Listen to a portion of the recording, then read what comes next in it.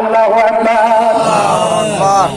এই নামাজটা কেমনে করে পড়বেন, কেমনে করে আদায় করবেন, এই নামাজটা কেমনে করে আদায় করলে নামাজটা আল্লাহর দরবারে কবুল হবে, এই নামাজগুলো শিক্ষা দেয় কেমনে করে বাজান কবুল হবে, এইগুলো শিক্ষা দেয় হক্কানি আল্লাহর ওলিরা। জোরে জোরে বলা যাবে কি আল্লাহু আকবার। তো জিকির করে লা ইলাহা ইল্লাল্লাহ, সুন্দর লা ইলাহা জোরে লা ইলাহা করবে লা ইলাহা হিংসা সারো নিন্দা সারো সারো মনের অহংকার, হিংসা সারো নিন্দা সারো মনের কার, সময় থাকতে তওবা করো, দিল করো পরিষ্কার, সময় থাকতে তওবা দিল করো পরিষ্কার। লা ইলাহা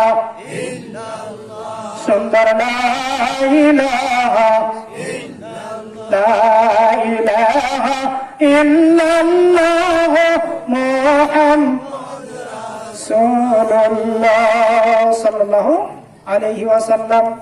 কথা খারাপ লাগতেছে? লম্বা আলোচনা করবো না বাজার। মা বোনেরা গভীর মনোযোগের সাথে অনুরোধ করতেছি, তাহলে নামাজটা কেমনে করে আদায় করতে হবে জানা দরকার আছে না নাই? জোরে বলেন আছে না নাই? আল্লাহ রাব্বুল আলামিন পবিত্র কুরআনুল কারীমের মধ্যে ঘোষণা করে দিলেন, বিসমিল্লাহির রহমানির রহিম, قد أفلح المؤمنون।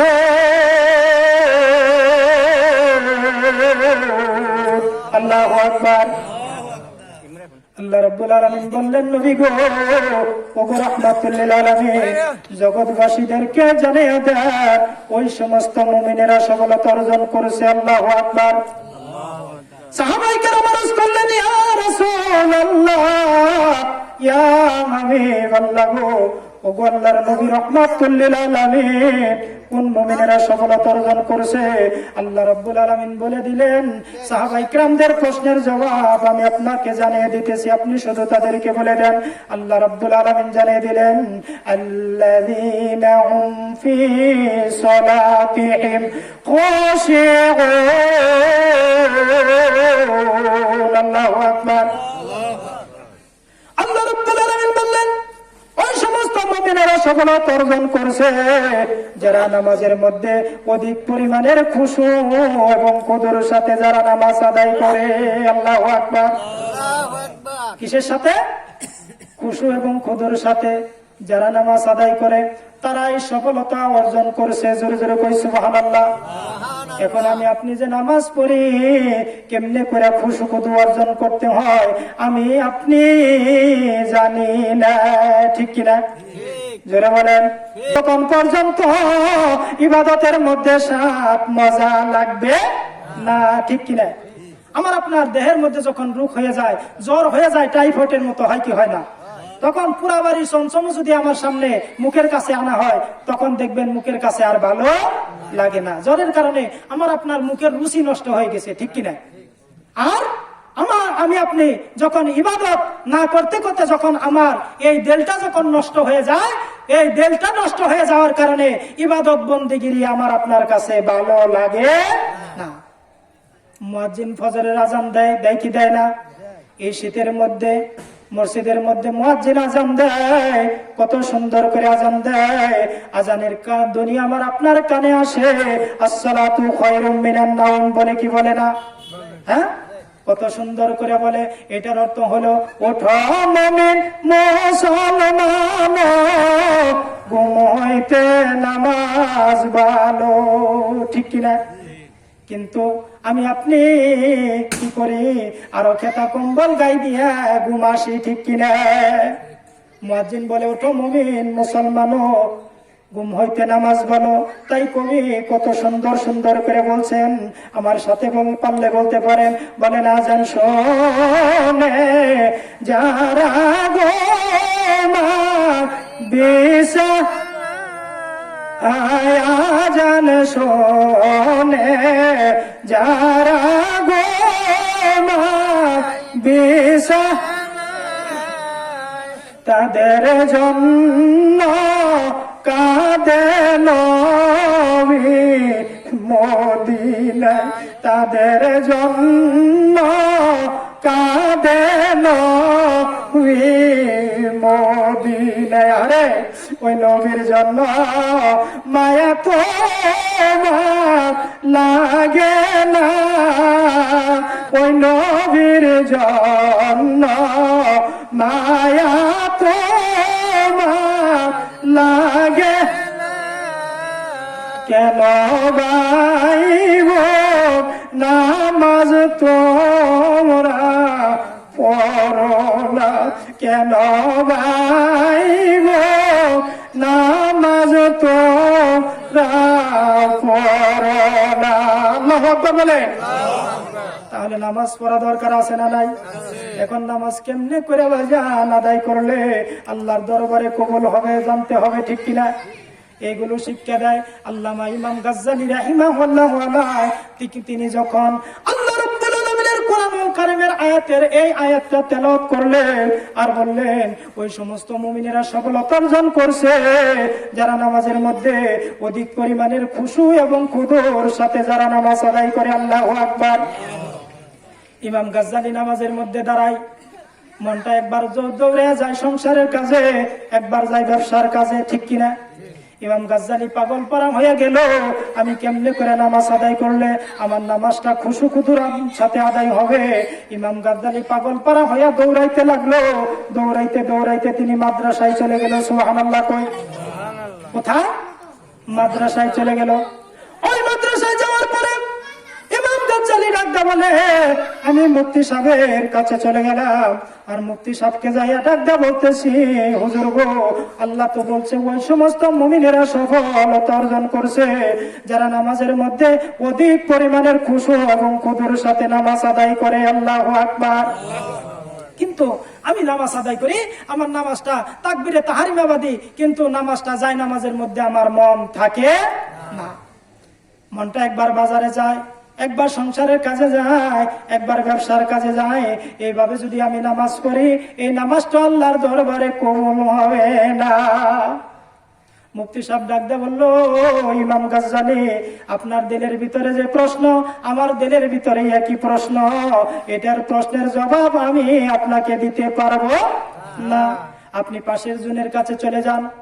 ইমাম গাজ্জালী বলে, আমি পাশের রুমে চলে গেলাম। আমি চলে গেলাম মুফাসসির সাহেবের কাছে, যিনি কোরআনের তাফসীর করে। সুবহানাল্লাহ। কই তিনাকে যায় যখন ইমাম গাজ্জালী বলতেছে, হুজুর গো, ওই সমস্ত মুমিনেরা সফলতা অর্জন করছে যারা নামাজের মধ্যে অধিক পরিমাণের খুশু এবং খুদুর সাথে যারা নামাজ আদায় করে। আল্লাহু আকবার। তাহলে আমি কেমনে করে নামাজ আদায় করলে খুশু খুদুর সাথে নামাজ আদায় হবে? আমাকে এটার তালকিন দেন, এটার সবক দেন। তখন বলতেছে, আপনি যে আয়াতে কারিমা তেলাওয়াত করছেন এটার অর্থ কি, এটার শানের নজল কি, এটার তাফসীর কি, এটা আমি আপনাকে বলতে পারবো, কিন্তু খুশু খুদু কেমনে অর্জন করবে এটা আমি আপনাকে শিক্ষা দিতে পারবো না। আমি আপনাকে শিক্ষা দিতে পারবো না। আপনি পাশের জনের কাছে যান। ইমাম গাজ্জালী বলে, আমি পাশের জনের কাছে চলে গেলাম। তিনি হলেন কারি সাহেব। কি সাহেব? কারি সাহেব। বলে, আমি আপনাকে কোরআনুল কারীম সহিহ শুদ্ধ করে কেমনে করে সূরা ফাতিহা তেলাওয়াত করতে হয়, কোথায় লম্বা টান দিতে হয়, কোথায় গুণনা করতে হয়, এগুলো আমি আপনাকে শিক্ষা দিতে পারবো, কিন্তু খুশু খুদু কেমনে অর্জন করবে এগুলো আমি আপনাকে শিক্ষা দিতে পারবো না। আল্লাহু আকবার। আমার আল্লাহ রাব্বুল আলামিন একটা বলেন, ওই আয়াতে কারিমা আপনাদের সামনে তেলাওয়াত করতেছিলাম, আল্লাহ রাব্বুল আলামিন ডাকতে বলেন, ও ঈমানদারেরা, তোমরা আমি আল্লাহকে ভয় করো আর আমি আল্লাহকে পাওয়ার জন্য দুনিয়ার জমিনে ওসিলা অন্বেষণ করো। জোরে জোরে কই সুবহানাল্লাহ। মনে আছে না নাই? হ্যাঁ, অনেকেই ওসিলা মানতে চায় না, ঠিক কিনা? বাজান গো, ওসিলা সম্পর্কে দুইজন মুফাসসিরিনে কেরামের প্রসিদ্ধ বাণী আপনাদেরকে শোনাই। আজ থেকে 350 বছর আগে যিনি কাবা শরীফের ইমাম ছিলেন, আল্লামা ইসমাইল হাক্কি রহমাতুল্লাহ আলাইহি, আল্লামা ইসমাইল হাক্কি রহমাতুল্লাহ আলাইহি আজ থেকে 350 বছর আগে কাবা শরীফের ইমাম ছিলেন। তিনি একটা তাফসির লিখছে, এটার নাম হলো তাফসিরে রুহুল বয়ান। এই তাফসিরে রুহুল বয়ানের মধ্যে উসিলার ব্যাখ্যা দিয়েছে, লা ইয়াখসিলু ইল্লা বিওয়াসিলা ওয়া হিয়াল উলামাউ হাকিকাতুত তরিকাতি মাশাইখ। জোরে জোরে কই সুবহানাল্লাহ। আল্লামা ইসমাইল হাক্কি রাহমাতুল্লাহ আলাইহি বলেন, লা ইয়াখসিলু ইল্লা বিওয়াসিলা, আল্লাহকে উসিলা ব্যতীত পাওয়া সম্ভব না। আর আল্লাহ পাওয়ার উসিলা হলো, তিনি বলে শরীয়তের হক্কানি উলামায়ে কেরামগণ, শরীয়তের হক্কানি উলামায়ে কেরামগণ আলেম উলামাদের কাছে গেলে আল্লাহর কথা বলে কি বলে না? জোরে বলেন, বলে কিনা? আর তরিকতের মাশায়েখগণ আজকে যেতে এই সমস্ত মাশায়েখদের কাছে গেলেও আল্লাহর কথা বলে। জোরে জোরে কই সুবহানাল্লাহ। এরাই হলো জগতের মধ্যে আল্লাহ পাওয়ার উসিলা। জোরে জোরে কই সুবহানাল্লাহ। বাজান, আরেকজন প্রসিদ্ধ মুফাসসিরের ব্যাখ্যা আমি আপনাদের শোনাই। আজ থেকে 800 বছর আগে, কত বছর? 800 বছর আগে আল্লামা ফখরুদ্দিন রাজি রহমাতুল্লাহ আলাইহি, যিনি তাফসিরে কবির শরীফ লিখেছে, এই তাফসিরে কবির শরীফ বর্তমান বিশ্বে সবচাইতে বড় তাফসির। এই তাফসিরে কবিরের উপরে কেউ এত বড় তাফসির এই বিশ্বের জমিনে লিখতে পারে নাই। আল্লামা ফখরুদ্দিন রাজি রহমাতুল্লাহ আলাইহি তাফসিরে কবির শরীফে 11তম খণ্ডের মধ্যে তিনি উসিলার ব্যাখ্যা দিয়েছে, ইন্নাহু লা সাবিলুন ইল্লা বিমুআল্লিম ওয়া ইয়ালিমুনা মারিফাতাহু ইরশিদুনা মুরশিদু ইল্লাল ইলমুল বিহি। জোরে জোরে বলা যাবে কি সুবহানাল্লাহ। আল্লামা ফখরুদ্দিন রাজি রহমাতুল্লাহ আলাইহি বলে যে আল্লাহকে উসিলা ব্যতীত পাওয়া সম্ভব না। আর আল্লাহ পাওয়ার উসিলা হলো ওয়া ইরশিদুনা মুরশিদ, আল্লাহ পাওয়ার উসিলা হলো জগতের মধ্যে মুরশিদ। জোরে জোরে কই সুবহানাল্লাহ। আর মুরশিদ যিনি হবেন, ওয়া ইয়ালিমুনা মারিফাতাহু, আর তিনি তোমাদেরকে আল্লাহ পাকের পরিচয় শিক্ষা দিবে। জোরে জোরে কই সুবহানাল্লাহ।